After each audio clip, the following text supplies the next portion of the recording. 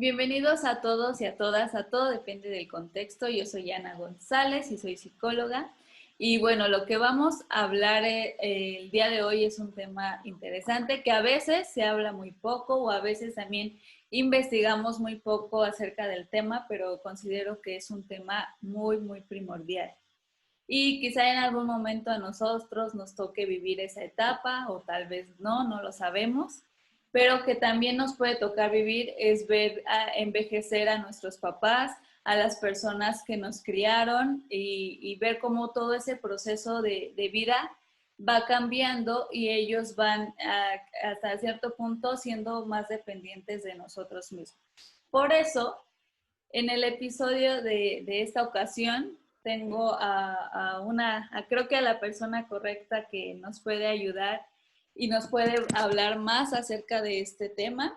Él es licenciado en psicología por la FES Iztacala, es candidato al grado de doctor en psicología, igual por la UNAM, y es miembro del Seminario Universitario Interdisciplinario sobre Envejecimiento y Vejez, es investigador independiente y pues sus temas de interés y de experiencia ha sido con relación a la vejez, a la masculinidad, con un enfoque de curso de vida e intervención comunitaria. Y por eso pues tenemos al psicólogo Francisco González. Hola Francisco, ¿cómo estás? Hola Ana, muy bien, gracias por la invitación.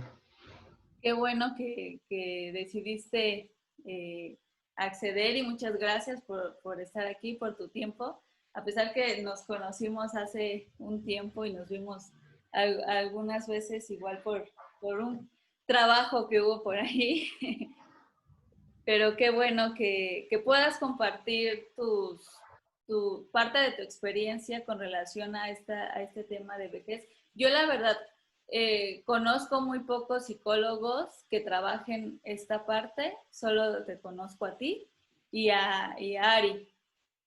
Ariadna, sí, Sí, entonces creo que es un tema muy padre, pero que a veces es como no es de esas disciplinas o esas especialidades que recurrimos mucho o que hay muy poco en parte de la psicología o de psicólogos. sí, hay un estigma también en la psicología sobre trabajar con temas sobre vejez y envejecimiento. Sí, siempre nos vamos a lo común, ¿no? A niños, adolescentes, a adultos jóvenes y así, pero estaría muy padre que hubiera más, llegar más a esa parte de envejecimiento, de estudiar, porque creo que también es importante y como siempre lo dejamos de un lado y es importante que también las personas conozcan cómo ese proceso, los cuidados, porque cuando estamos viviendo una situación en la que tenemos, por ejemplo, a un adulto mayor en la familia, a veces no sabemos ni cómo, ni con quién ir o cómo tratarlo o cómo llevar esos procesos de cambio pues que está teniendo la persona. Sí, pues es que todos vamos para allá, ¿no? Al final del Sí, día todos vamos para allá y no hay ni la voluntad ni mucha información sobre qué hacer en estos casos, ¿no? Y si existe esta información, pues no está tan accesible a la mano de cualquier persona. Pero como tú lo mencionas, ¿no? Es súper relevante porque pues todos vamos hacia allá en mayor o menor medida, ¿no? Algunos estamos más cerca, otros estamos más lejos, pero si todo va bien, pues en algún momento llegaremos a ser mayores. sí, llegaremos a ese punto que a mucha gente le da miedo.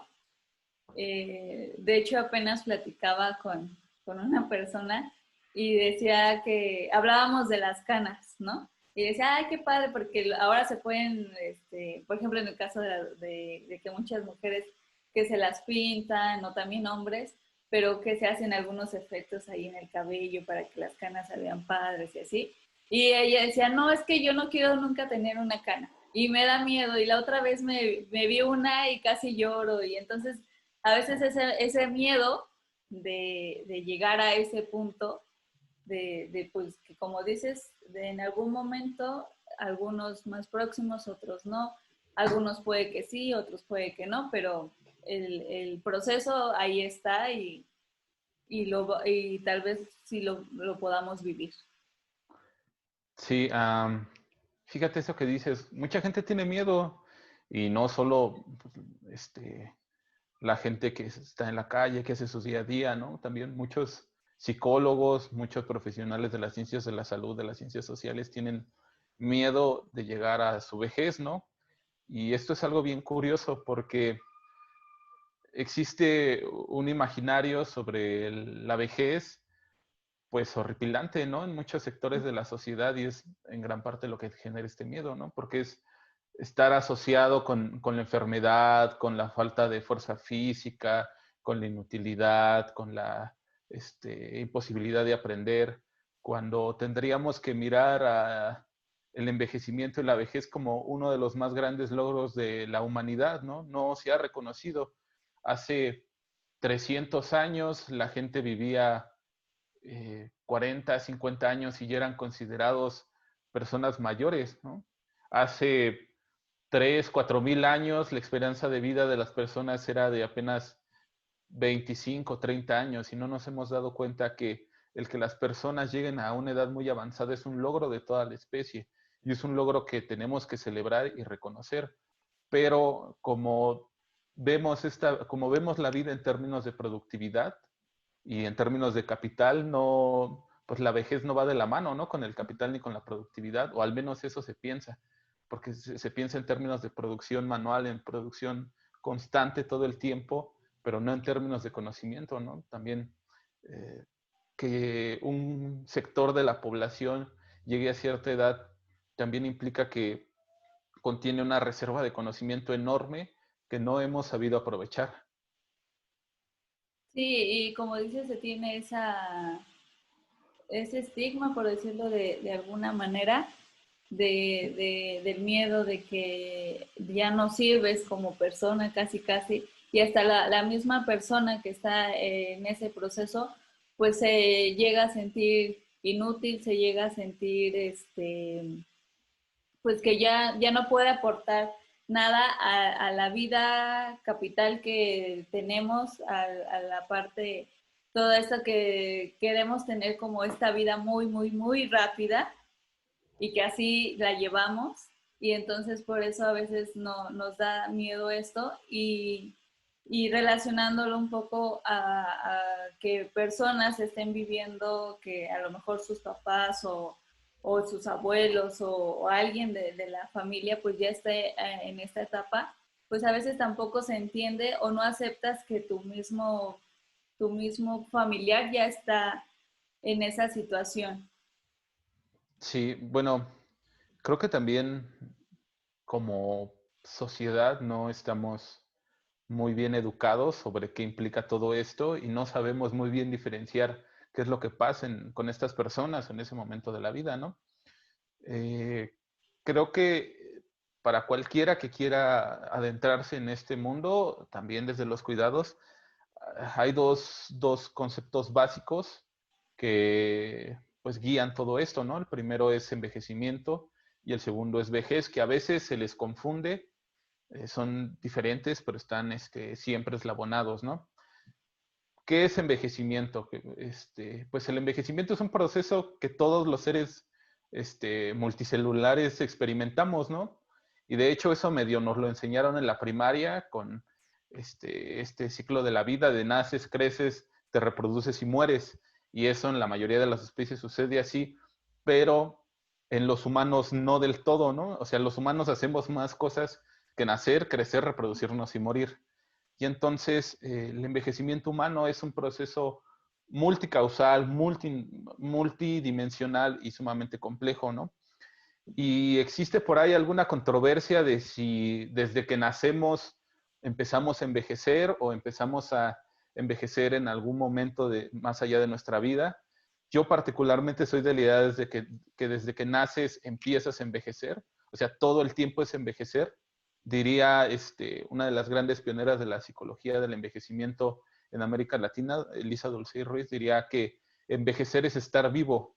Y entonces comprar o buscar esta industria anti-age, anti-edad, es justamente buscar una industria anti-vida, ¿no? Porque tendríamos que reconocer que todos estamos viviéndolo, ¿no? Que nadie, ninguna persona escapa a su proceso de envejecimiento. Eso por un lado. Por otro lado, la vejez es un momento de la vida, un momento creado sociohistóricamente por una sociedad dada, en un momento de la historia dado, donde se agrupa a todo este sector de la población que ha transitado a etapas tardías de la vida, ¿no? Y dentro de este momento de la vida se ha asociado a un montón de características que ya lo habíamos mencionado, ¿no? Que mayoritariamente se les ve como poco productivos, como asociados a la enfermedad, a la dependencia, pero esto no sucede en todos los casos, ¿no?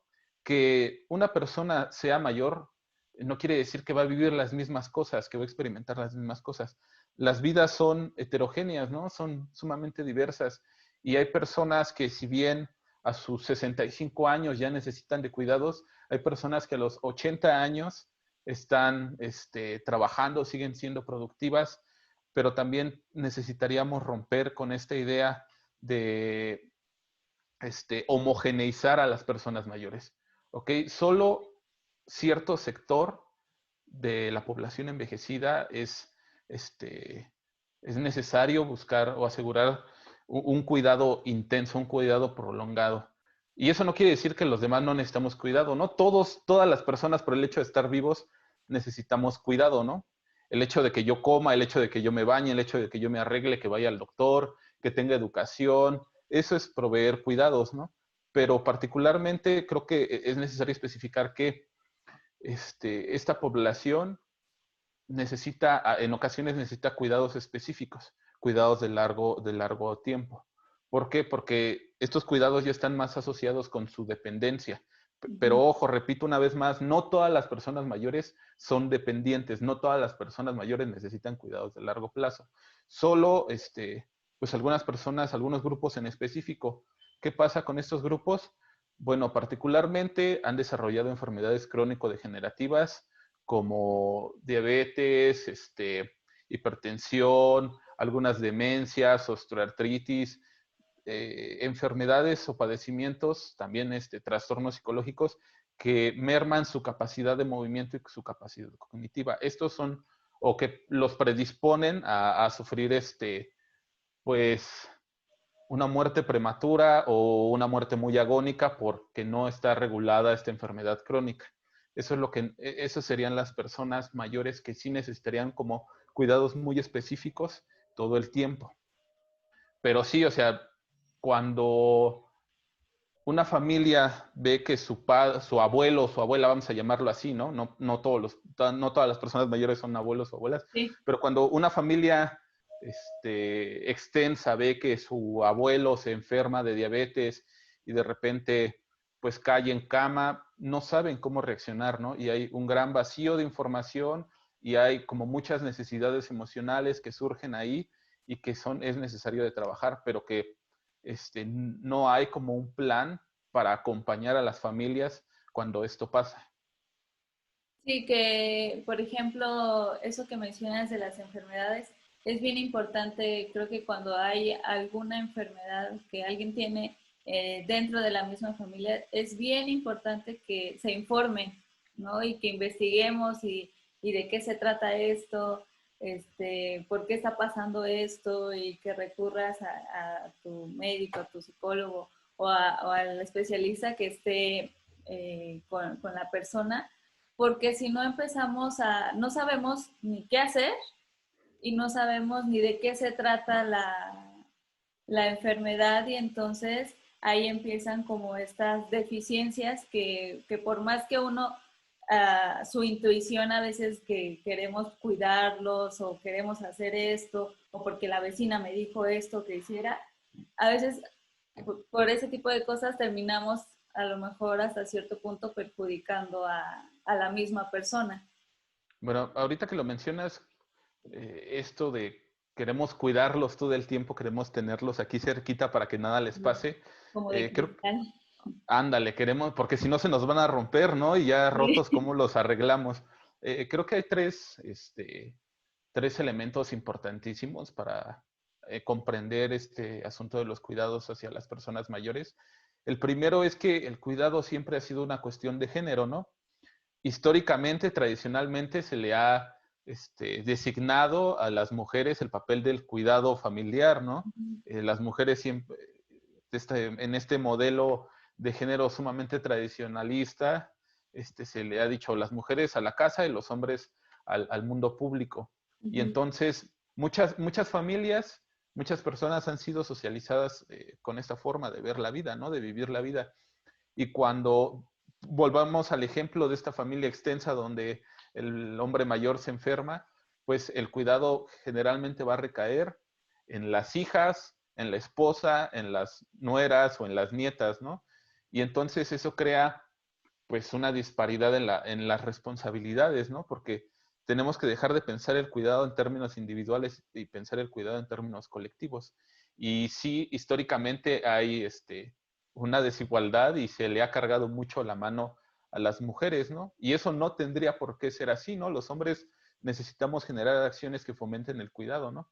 Y también, por otro lado, igual desde el género, pues los hombres, particularmente los hombres de generaciones ya más envejecidas, fueron socializados con este mandato de no demostrar ni dolor, ni enfermedad, ni necesidad, ni cansancio, ni nada, ¿no? Y entonces ellos pueden estar enfermos, pueden estar sufriendo, pueden estar en una situación muy complicada y no lo van a decir o no van a querer ir al médico, no van a querer tomarse la medicación. Y entonces eso complica muchísimo más las relaciones que giran en torno al cuidado, ¿no? Porque por un lado surge la obligación de cuidar a alguien que no quiere ser cuidado, pero que necesita ser cuidado. Y entonces, cuando se genera una red de cuidado, vamos a llamarlo así, que se organizan 2, 3 personas para cuidar, hay una sobrecarga en los cuidadores, ¿no? El famoso síndrome del cuidador o sobrecarga del cuidador. ¿Qué pasa ahí? El cuidado quita tiempo, el cuidado desgasta emocionalmente, físicamente, y generalmente a las personas que cuidan no se les da la posibilidad de descansar y de regenerar las energías, ¿no? Y no sé, me imagino que tú o quien nos escuche ha tenido alguna experiencia en la familia o con amigos cercanos de personas que están cuidando y de repente el cuidador colapsa y ahora es una persona que también necesita ser cuidada, ¿no? Y el tercer punto es que cuando hablamos de personas mayores y de cuidados, necesitamos verlo siempre en un binomio, cuidador y persona que va a ser cuidada.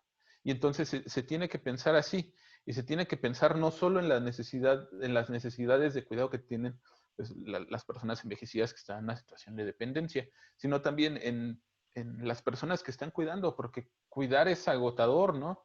Yo no sé tú cómo lo hayas vivido.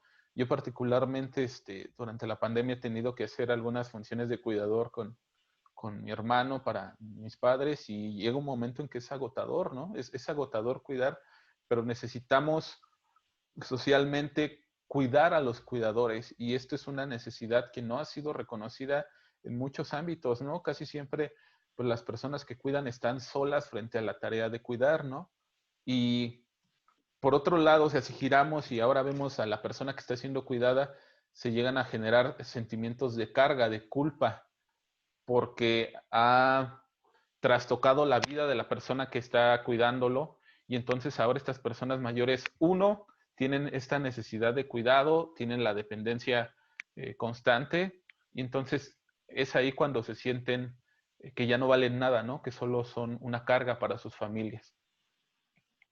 Sí, me tocó, justo ahorita que mencionas eso, me tocó que a finales de febrero operaron a mi mamá de la columna, entonces pues sí necesitaba como ciertos cuidados o que no se podía mover tan rápido o sentarse, pararla y toda esta estos cuidados que requirió la cirugía.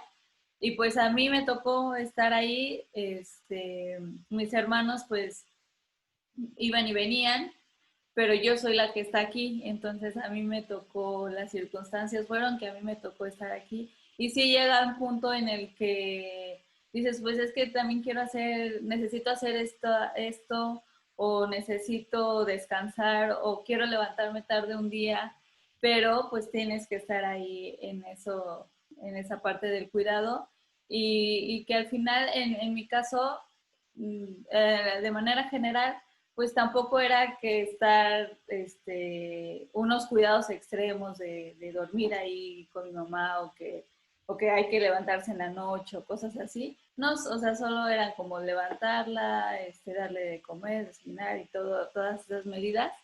Pero pues yo creo que ya llega un punto en el que si tienen a una persona en el que sí necesita como más cuidados todavía o mayor dependencia, pues a veces se descuida al cuidador primario, y vemos todos estamos enfocados en la persona que está padeciendo una enfermedad, o a veces que hay accidentes en las personas que se llegan a caer y todos estamos enfocados en ellos, pero nos olvidamos del cuidador primario, y hasta el mismo cuidador primario pues se olvida de sí mismo, ¿no? Porque toda la atención va en él. Yo me acuerdo muchísimo también cuando mi abuelito le dio Alzheimer, entonces sus cuidados eran muy, muy, sí, que tenías que tener la atención 100% las 24 horas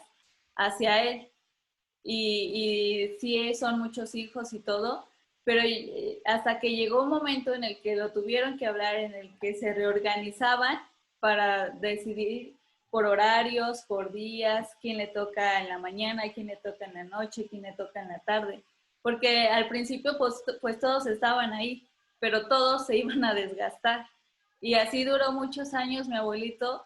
Y si yo creo que si hubieran seguido todos dando la misma energía y al mismo tiempo, no hubieran aguantado, hasta que se dieron cuenta y reorganizaron todo, y llegaron al acuerdo de horarios, de días, de qué hace cada uno, qué hace el otro. Y creo que eso también es bien importante, el tener esa comunicación y el llegar a acuerdos de horarios. Sí, mira, pues en el caso de tu familia, pues sí fue una medida muy adecuada porque pues hay familias que bueno, que en ocasiones hasta llegan a romperse, ¿no? Por Sí, percibir una situación de desigualdad entre alguno de sus miembros en relación al cuidado. Ahora, creo que también es necesario decir que no todas las personas mayores que necesitan cuidado, pues lo necesitan ahí constante de estar todo el tiempo ahí sentados. Me parece que es importante mencionar que hay distintos grados de cuidados, ¿no? Y quizá en el caso que tú pones de tu abuelo, pues sí era un caso ya muy, muy grave, de mucho cuidado, de cuidado constante todo el tiempo, pero no todas las personas mayores necesitan eso, ¿no? uh-huh. Ahora bien, a veces queremos cuidar tanto a la persona que nos olvidamos de lo que ellos quieren, que de lo que ellos dicen, ¿no? De lo que ellos pueden hacer. La infantilizamos, ¿no? Le tratamos de, al cubrir todas sus necesidades, sin darnos cuenta, pues le estamos prohibiendo que exprese lo que ella quiera, ¿no? Que yo necesite cuidados constantes no quiere decir que ya no puedo hacer ciertas cosas, que ya no puedo aportar a, a mi familia. Y ese es el asunto, ¿no? Ya cuando una persona mayor tiene sus hijos, tiene sus nietos, tiene toda esta familia, ya cambia muchísimo las relaciones familiares, ¿no? Ya no es como antes donde él mandaba y donde él decía y donde él organizaba. No se crean redes de apoyo familiar, ¿no? Y entonces las personas mayores aportan lo que tienen a la red y sus hijos, sus nietos, todos, y se generan intercambios. Y entonces, un aspecto importante de todo esto es que si bien yo como persona mayor que necesito cuidados, todavía tengo la capacidad de aportar algo a esta red, ¿no? O sea, el hecho de yo necesitar cuidados no minimiza mi capacidad para aportarle a mi familia. Y eso sucede en muchas ocasiones, ¿no? Yo tuve la oportunidad cuando estudiaba en la licenciatura en FES Iztacala de estar en un programa de atención psicológica para personas mayores y sus familias. No sé si Ariadna te contó más o menos de eso. Sí, que tenían un grupo en la FES. Creo, todavía fui a uno que hicieron como varios talleres.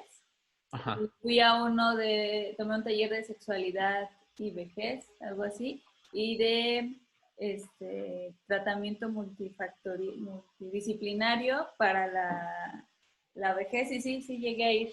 Bueno, yo tuve la oportunidad de estar ahí eh, casi 6 semestres, si no es que un poquito más, de mi formación. Y entonces, este grupo el grupo Vida es un grupo de atención psicológica para personas mayores, pero está diseñado desde un enfoque rogeriano, ¿no? Y también desde un enfoque de comunidades terapéuticas. Y entonces, en grupo, las personas mayores que asistían trabajaban sus problemas, ¿no? Y un problema que muchas veces nosotros vimos ahí era la infantilización de las personas que estaban siendo cuidadas, ¿no? Y entonces no solo era trabajar con esta persona, era trabajar con su cuidador y enseñarle al cuidador que necesita darle libertad y espacio a la persona que está cuidando, necesita darle intimidad, necesita darle confianza.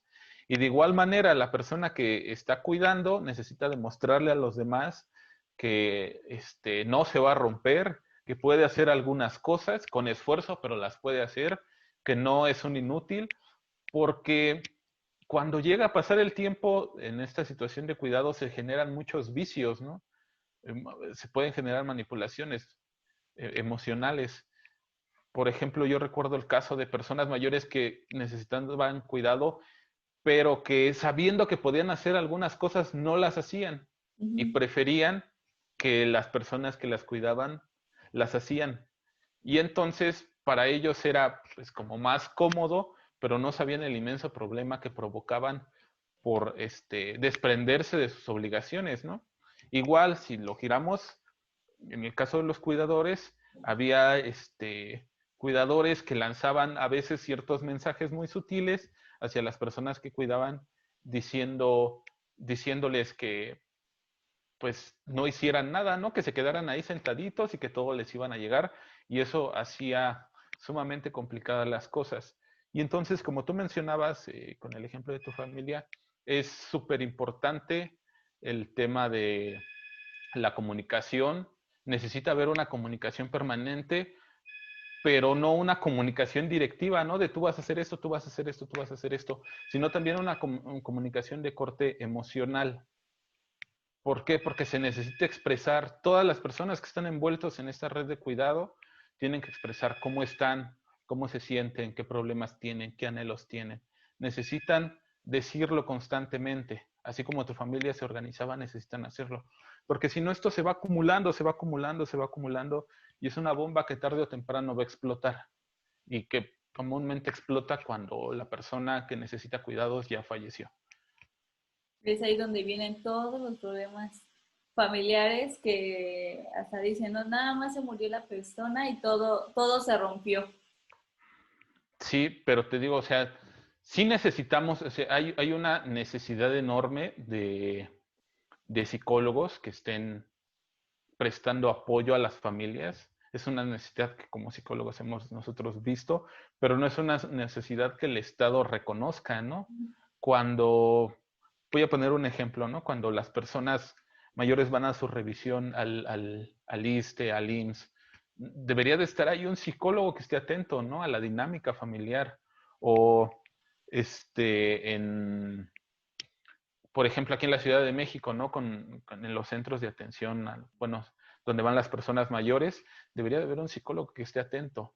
Pero no sé si no existe el interés, no sé si no exista también la infraestructura y el presupuesto, porque imagínate, o sea, el último censo a nivel nacional eran casi 12 millones de personas mayores, ¿no? En todo el país. Y entonces, si se creara un programa de estos, pues ¿cuántos psicólogos necesitaríamos? No estoy diciendo que todas las personas mayores necesiten cuidados, pero sí las personas, todos necesitamos de ir al psicólogo, ¿no? Sí. Y entonces, ¿cuántos psicólogos necesitaríamos para atender a una población de 12 millones de personas?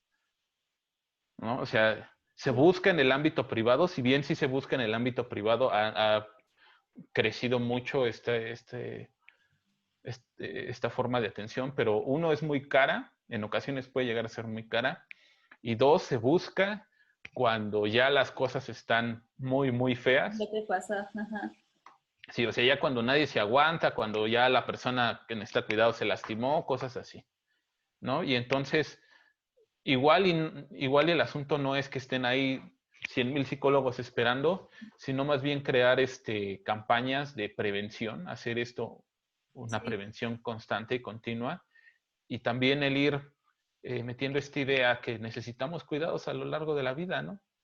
Porque el cuidado no se ve como una necesidad social y tenemos que hacer que sea visto como una necesidad social, una necesidad colectiva, ¿no?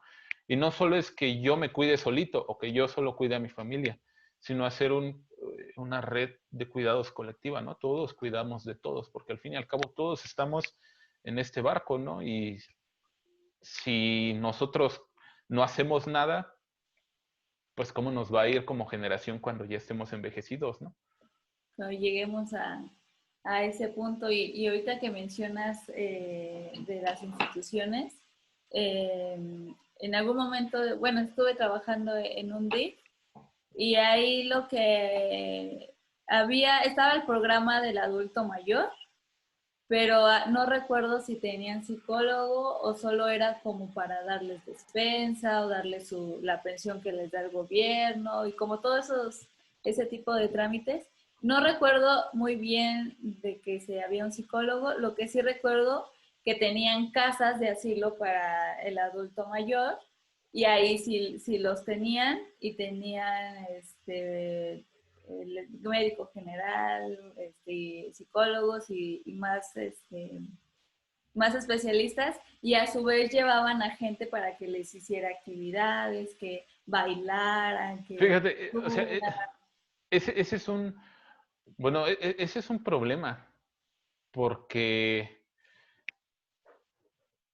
¿cuál es el objetivo de estas iniciativas a nivel municipal o estatal? Ujú. ¿No? O sea, de llevarles algo. Sí. Pues es un mero acto de entretener, ¿no? Ujú. No se está trabajando de manera integral, enfocada a las necesidades de las personas mayores. Ajá. He tenido la oportunidad de colaborar también o de conocer este tipo de iniciativas que tú dices, y uno, no están coordinadas por psicólogos. Si llegasen a estar coordinadas por psicólogos, no están coordinados por psicólogos especialistas. O sea, no hay nadie que esté formado en temas de vejez y Ajá. envejecimiento. Medio ahí le arman algo, pero no, en muchas ocasiones no tienen ningún sustento, no tienen ninguna orientación, ¿no? Y pues dicen, es que les llevamos que el macramé, que el baile, que les damos despensa, que los Sí. llevamos a El Teotihuacán, masaje. pero ¿eso contribuye a resolver sus problemas? ¿Eso contribuye a solucionar todas las emociones que tienen ahí? ¿Eso contribuye a la transformación de sus vidas? ¿O solo es como una iniciativa medio mañosona de, pues, medio palear ahí y que la gente se mantenga entretenida, ¿no?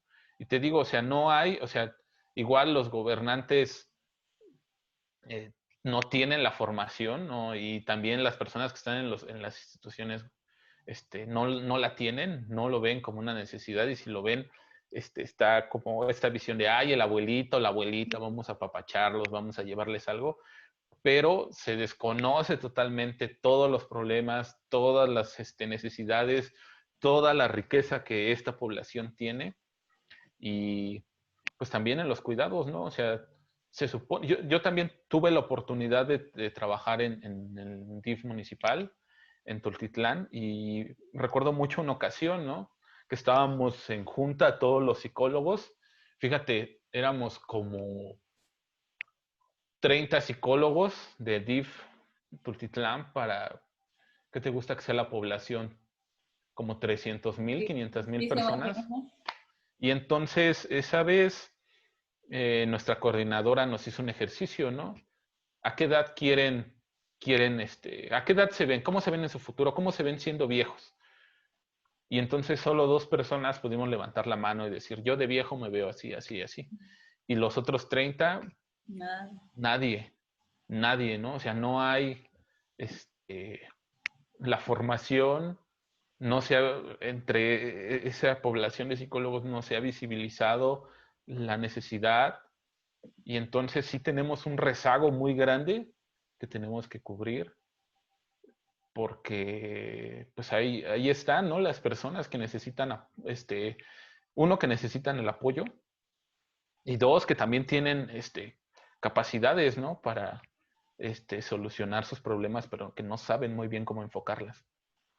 Y creo que todo se centra, como bien lo dijiste, en infantilizar a la persona y hasta la misma gente dice, no, ay, es que los viejitos son como niños y es como si otra vez regresara a ser niño y entonces termina siendo como estos cuidados cuando parecidos al de un bebé que cuando a lo mejor la persona todavía puede hacer muchas cosas y que olvidamos que tiene una experiencia de vida y una historia de vida enorme y que no es como un bebé que está empezando de cero y está empezando a aprender y está empezando a conocer el mundo cuando esta persona ya adulta pues ya tiene toda esa experiencia y como bien lo dices, sí hay que determinar que hay algunos que sí lo necesitan más, hay otros que son más independientes, pero a veces terminamos eligiendo por ellos, terminamos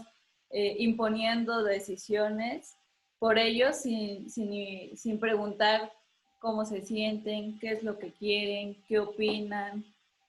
Ya, ahora, bueno, creo que tengo que hacer una aclaración. Ahorita, desde lo que yo estoy hablando, es como Sí, una visión muy urbana de las cosas. Es parte como pues, de mi posición desde el mundo, desde lo que yo he trabajado. Lo que yo sí, estoy diciendo es una visión muy urbana, pero también, pues en el ámbito rural o en las poblaciones indígenas, las cosas son otras.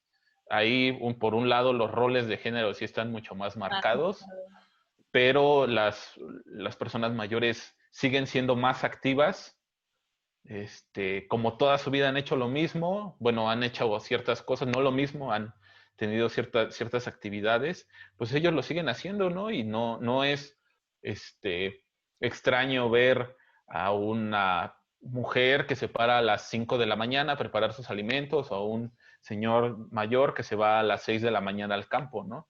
Eso les da más independencia. Pero también cuando llegan a necesitar cuidados ya de largo término, pues es más difícil, ¿no? Porque no hay infraestructura, sí. aunque no la hay, ¿no? O sea, yo recuerdo haber visto en muchas poblaciones que pues, las personas se quedaban en cama, ¿no? Y no había la posibilidad de llevarlos a algún servicio porque simplemente no existía, ¿no? Y la movilidad sale muy cara. O está muy lejos el centro de salud más cercano. Exacto, ¿no? Me parece que si se necesitan cambiar las cosas, también tenemos que ver, dependiendo del área geográfica, qué recursos se tienen y qué cosas se pueden cambiar, ¿no? Ahora, otra ventaja que tienen los entornos rurales y las comunidades indígenas es que existe una mayor visión de cuidado colectivo, ¿no? Ujú. Entre los vecinos se cuidan, entre las familias se cuidan y todo eso. Yo recuerdo hace mucho tiempo, cuando te digo que estaba ahí en Fesistacala, que cuando salíamos, tuvimos la oportunidad de salir a hacer trabajo de campo a Oaxaca, ¿no? Y entonces en una comunidad había una señora, ¿no? Y la señora, no sé, o sea, no sé qué demencia tenía, no sé qué problema cognitivo tenía, pero la señora se salía a caminar por la comunidad, ¿no? Y entonces los vecinos la veían, ya sabían que existía un problema, ¿no? Sí, Pero no había esta necesidad obsesiva de regresarla a su casa y de sentarla ahí, ¿no? Porque decían, pues está en la comunidad, todos la estamos cuidando, ¿no? No le va a pasar nada. aquí todo lo ven. Ajá, todos la vemos, la conocemos. Y entonces, si la veían que se iba lejos, le decían, señora, véngase para acá. No, es que quiero ir a jugar allá, por ejemplo, ¿no? Le decían, no, mejor véngase a jugar aquí, aquí para que la veamos. Y entonces ahí entre todos se cuidaba, ¿no? Eso es algo que puede, que necesitamos aprender de ese tipo de experiencias que son sumamente ricas, porque se naturaliza el cuidado, ¿no? Se ve Sí, como algo normal, como algo colectivo, como algo propio de todos. Igual en estas personas, ¿no? Con ya problemas cognitivos severos, que de repente tenían lapsos donde se perdían y decían, es que, pues, ¿dónde está mi papá? ¿No? Me dejó aquí porque iba a ir al campo, yo tengo que ir a la escuela, y entonces las personas le decían, ah, ahorita viene tu papá, me dijo que comieras. Ah, bueno, sí le dijo eso, sí, y entonces los hacían comer, ¿no? sí, Y no existía esta necesidad de, no, no, tu papá ya está muerto, a ver, tú eres tal y estás aquí. Porque eso a veces más que generar eh, calma, genera un gran problema, ¿no? Para la persona. Si ya de por sí con estas situaciones debe de ser sumamente estresante no saber en dónde estoy, pues por lo menos el contexto debería de apoyarme, ¿no? Y a veces le decía, no, pues es que tu papá te dijo que lavaras tu ropa. Y entonces, ah, bueno, entonces voy y lo hago. Y es una forma más natural del trato con las personas mayores. Que te digo, yo mayormente he tenido experiencias urbanas, pero creo que hay mucha riqueza en las experiencias que tienen las poblaciones rurales e indígenas que no estamos reconociendo. Pero sí te digo, o sea, tenemos que ver cuál es la necesidad dependiendo del contexto. sí, que bueno, ese tipo, en el caso de las comunidades indígenas o los demás pueblos que existen en México, que son muchísimos, siempre en cualquier tipo de tema, siempre nos olvidamos que existen, ¿no? Y que creemos que todo es Ciudad de México o creemos que todo es las ciudades grandes, cuando hay muchísimas necesidades en los pueblos indígenas, lo que mencionabas de un centro de salud que les puede quedar muy lejos y entonces pues no pueden tener esa misma atención que en otros lugares. Sí, pero pues, o sea, falta mucho por parte del Estado, pero eso no quiere decir que como ciudadanos no podamos hacer algunas cosas, ¿no? Sí, claro. Eh, el asunto es saber cómo y qué buscar. Información existe, es poca, pero existe. Sí es contundente, pero necesitamos buscarla, ¿no? Bueno, el asunto es que querramos buscarla, ¿no? Que busquemos informarnos. Sí. Y conociendo un poco más de todo este proceso, ¿cómo podemos entender si esos cambios en cuestión a lo mejor a sus procesos cognitivos o a su proceso emocional, si obviamente depende de cada persona, pero pues de manera general, ¿cómo se pudiera ver estos dos aspectos? Ok, bueno, creo que ahí es importante tener una visión de curso de vida. Ujú. ¿Qué digo con esto? Cuando una persona nace, desde que nace se ve, este, el personal médico la ve, ¿no? Y dice, ¿es una niña o es un niño? No depende de la persona que están haciendo, ¿no? Depende del personal. Y entonces, desde que se dice, soy niño, soy niña, se forma un plan de vida para esta persona chiquitita, ¿no? Y entonces, vamos a pensar que primero crece, a los 3 años se va a la escuela, se avienta 10 años de escuela, quizá más, sale, y entonces, ¿qué sigue? Tiene que irse a trabajar, va y trabaja, si puede, tiene una pareja, este, tiene una familia, y así pasan muchos años, ¿no? Siempre en estas edades más jóvenes siempre hay un plan para hacer, Ujú. pero el asunto aquí es, ¿cuál es el plan de vida para las personas mayores? No, ya no hay. Ese es el punto, ¿no? O sea, Ujú. cuando uno, o sea, a veces también como psicólogos pues, sí pecamos bien feo, ¿no? Porque no nos informamos, no vamos más allá y creemos que con el retiro es como que el corte de ahí ya no hay más, ¿no? Y se acabó. Ya acabó todo. Pero pues cuando las personas envejecen, pues muchas cosas cambian, ¿no? Si trabajaron, dejan de trabajar o trabajan menos. Si tuvieron familia, su familia creció y se diversificó o quizás se terminó. ¿no? Sus amigos crecieron junto con él y quizá algunos ya no están, ¿no? Y entonces son muchos cambios en un periodo muy cortito de tiempo, ¿no? Y estos cambios son profundos, ¿no? Afectan la identidad de las personas, tienen que llevarlos a veces a redefinirse. Y muchas veces las personas mayores no expresan lo que les está pasando. Uno, porque no tienen la confianza, o quizá porque no tienen las habilidades, o quizá porque no sienten que su voz sea importante, ¿no? Y entonces así van ellos. Y entonces nosotros estamos aquí, pero sin entender o sin tratar de comprender qué están viviendo ellos, ¿no? O sea, es un momento, cualquier momento de la vida es complicado, ¿no? Tiene sus altas, sus bajas, sus riquezas, sus problemas. Pero particularmente en la vejez existe este imaginario sumamente negativo, ¿no? En las personas adultas, los adolescentes, los niños no tienen ese imaginario, ¿no? O sea, por ejemplo, en la niñez se piensa, ay, es el futuro, ¿no? La adolescencia se está definiendo, a la adultez, tiene que ser productivo. Y la vejez, ¿qué pasa ahí? ¿No? O sea, les hemos despojado como sociedad, les hemos despojado. Y entonces eso es muy fuerte. Eso por un lado. Y por el otro lado, el cuerpo que yo tengo ya no me está respondiendo como antes, ¿no?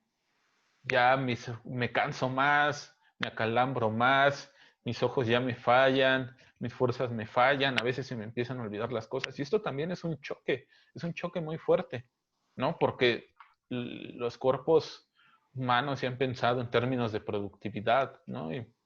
Y así van estas personas y entonces empiezan a tener pérdidas, ¿no? Y las pérdidas en ocasiones pueden ser muy frecuentes. Pero pues nosotros no tenemos como generación el interés de comprender qué están viviendo, ¿no? También tienen satisfacciones, eso sí, ¿no? O sea, hay muchas experiencias satisfactorias, quizá la abuelidad, la amistad, que se ve diversificada y fortalecida, pero también son muchas las situaciones adversas que viven, ¿no? Y entonces nosotros, como generación más joven, queremos entenderlo en nuestros propios términos Sí, desde y ese punto, ¿no?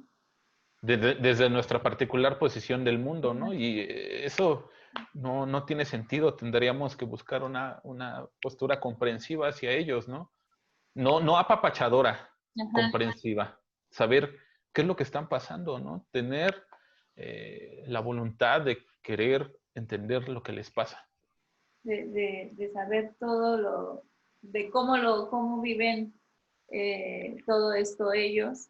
Y creo que sí, lo que mencionas, creo que desde que dicen, por ejemplo, si fue una persona muy productiva o trabajó durante toda su vida y llega un momento en el que se va a pensionar, pareciera que ahí termina su vida y ya no hay más. Y creo que también es importante el que sigan teniendo objetivos, sigan teniendo motivaciones, porque creemos que llegamos a una edad y ya no se tiene eso, ya se terminaron los objetivos.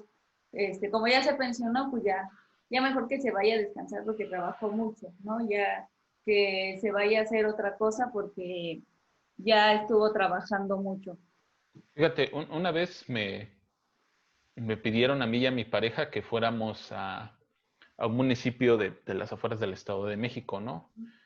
A ver a una señora de unos 75 años quizá. ¿Cómo empezó este asunto? Su nieto estaba muy preocupado por la señora, su nieto y su hija de la señora, porque la señora había trabajado toda su vida. O sea, no estuvo ahí su pareja y ella se fletó todo el tiempo, ¿no? Sí. Y entonces la señora se cae, se rompe la cadera, me parece, se avienta 4 o 5 meses en cama y después se sale en la andadera y después en el bastón, ¿no? Y a la familia le da miedo que se salga. Ellos la quieren tener ahí en su casa para que la puedan vigilar, ojo, ¿no? La puedan vigilar, que no se vaya a lastimar. Y la señora en cualquier oportunidad agarra y se va. Y entonces nos dicen, no, pues es que pueden ir a verla para que platiquen con ella, para que le digan, ¿no? Que entienda. No se salgan. Y entonces nosotros fuimos y hablamos con ella, ¿no? Quizá cerca de 3 horas. No, la señora tenía una capacidad intelectual impresionante, una memoria sorprendente, así totalmente lúcida. Y llegó el momento en que le dijimos, oiga, ¿para qué se sale, no? Dice, porque es mi pueblo. Yo conozco cada rincón de mi pueblo y si yo me caigo, sé que mi pueblo me va a venir a levantar. Y prefiero estar en mi pueblo que acostado en una cama, ¿no? Mi pueblo me vio crecer, mi pueblo me vio trabajar, mi pueblo me vio sacar adelante a mi familia. Yo quiero estar en mi pueblo. Y entonces, cuando la familia nos preguntó, ay, ¿qué hicieron para que se quedara ahí? Pues es que no se tiene que quedar ahí, ¿no?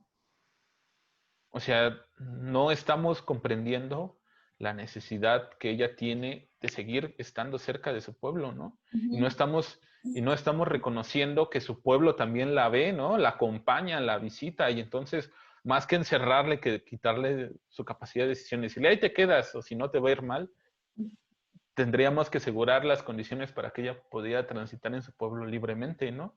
Como lo ha hecho toda su vida. Y ella confía en eso, ¿no? Ella, o sea, ella está confiando en su pueblo, ella confiaba enteramente en su pueblo. Y entonces el asunto ahí fue trabajar con la familia para uno que dejara de infantilizarla, dos para que la reconociera y reconociera todo lo que tiene, ¿no? Y a veces es difícil decir, es que si tú la sientas ahí, pues a la persona se le van a ir las emociones, ¿no? Las ilusiones, las ganas de vivir. Eso realmente va a ser lo que la va a Sí. matar, ¿no? Porque le estás despojando de todo lo que tiene por este afán que tú tienes de cuidarla. Y como decía al principio, ¿no? En lugar de beneficiar a la persona, pues a veces de según nosotros tanto amor o tanto cuidado y tanta sobreprotección, pues terminamos perjudicando a la persona. Sí, te digo, o sea, necesitamos crearnos, nosotros como una generación más joven, necesitamos crearnos habilidades para comprender a las generaciones, ¿no? A las que vienen y a las que nos precedieron. Sí, los que ya están ahí. Y ya para ir terminando, creo que también hay cierta negatividad o hasta cierto estigma acerca de ir a un asilo, ¿no? De mandar al abuelo, al papá, a quien sea, al asilo y mucha gente sí lo hace, otros no lo hacen, a lo mejor no hay quien cuide a la persona o por ciertas circunstancias, pues terminan yendo al asilo y ven mal esa situación. Sí es así o hay otra idea de esta parte del asilo. Bueno, eso es una cuestión regional, ¿no? En América Latina somos muy familistas, ¿no? Y queremos estar así todo Todos el aquí, tiempo. como Ajá, mueren. pero Sí. En Europa eso no pasa, ¿no? En Ujú. Europa es otra visión del mundo. Por ejemplo, yo tuve la oportunidad de estar en Barcelona en 2018 haciendo una estancia de investigación allá con el grupo de investigación en gerontología.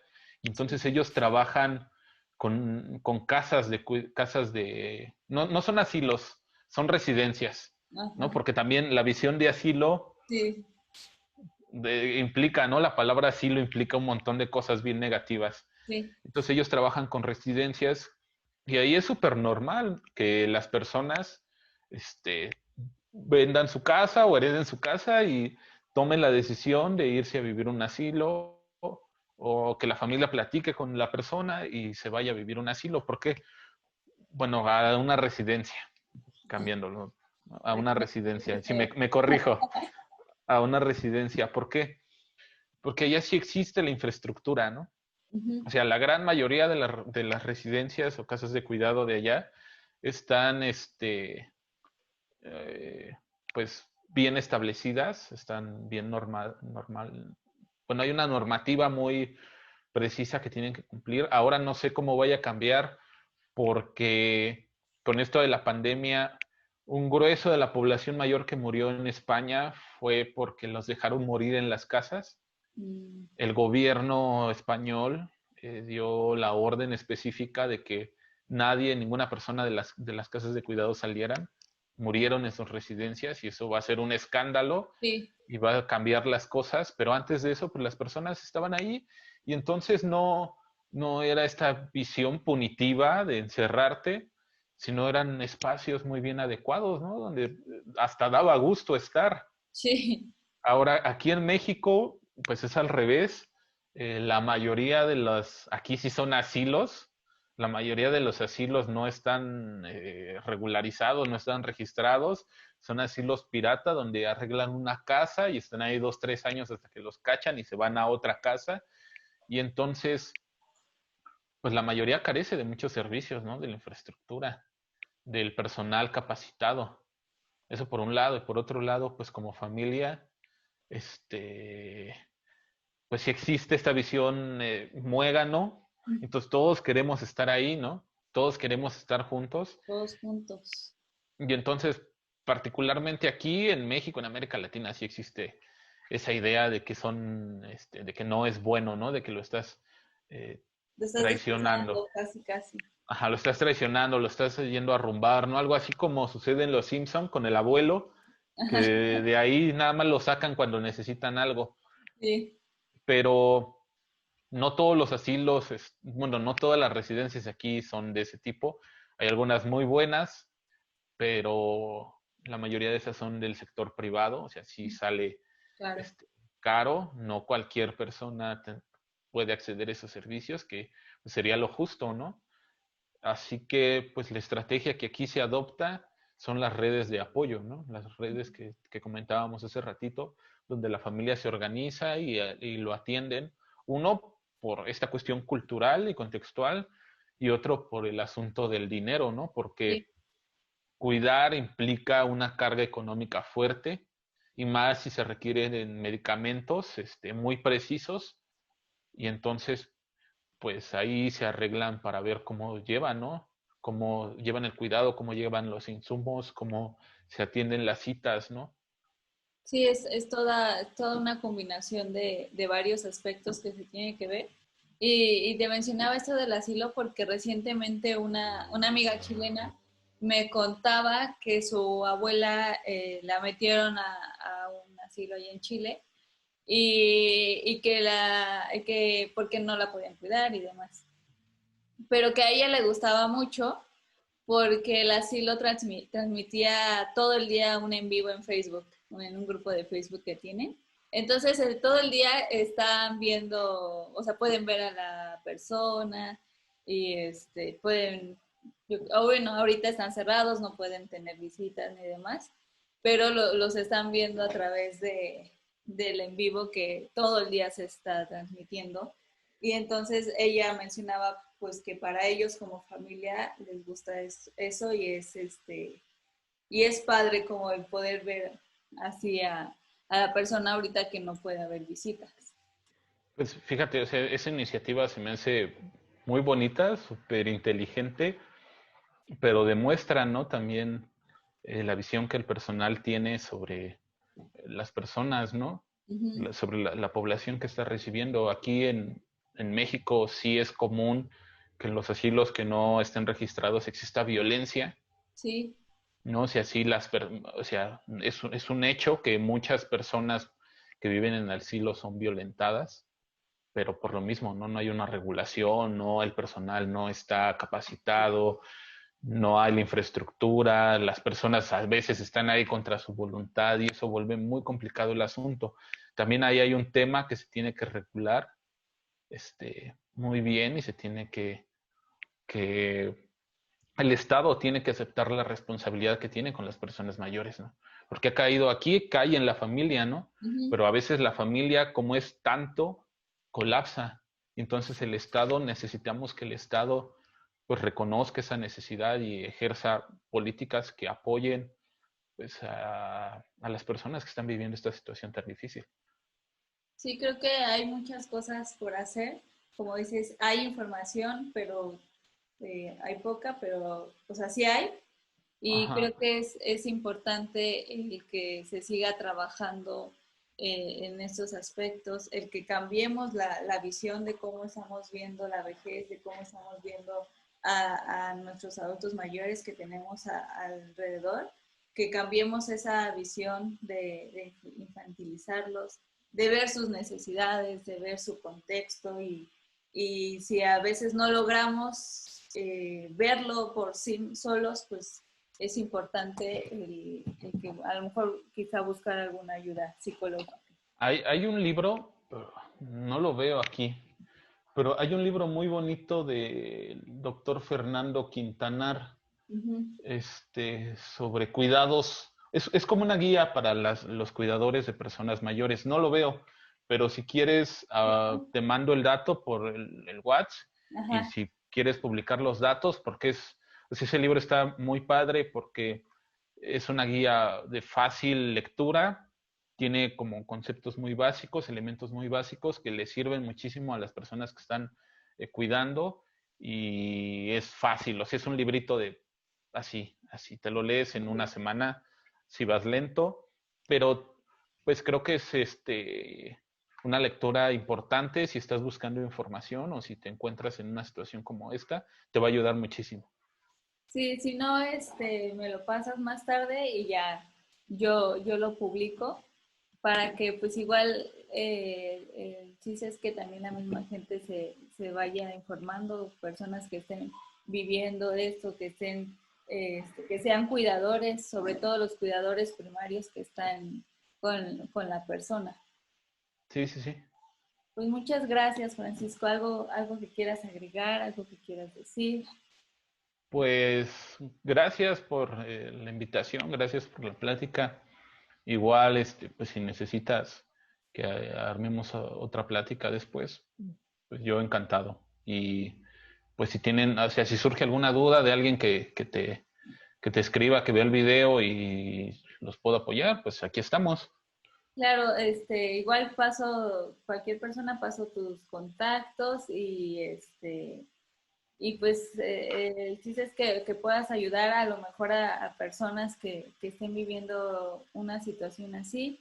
Pero pues muchísimas gracias por tu tiempo, por aceptar esta plática y pues, a lo mejor podamos hacer grabar posteriormente, a lo mejor ya cuando podamos hacerlo presencial o abordarlo desde otra perspectiva, ¿no? Porque pues el tiempo es corto y el tema es extenso. Sí, sí, claro, yo con gusto. Pues muchas gracias a todos también que nos vieron, que nos escucharon. Yo soy Ana González y nos vemos después.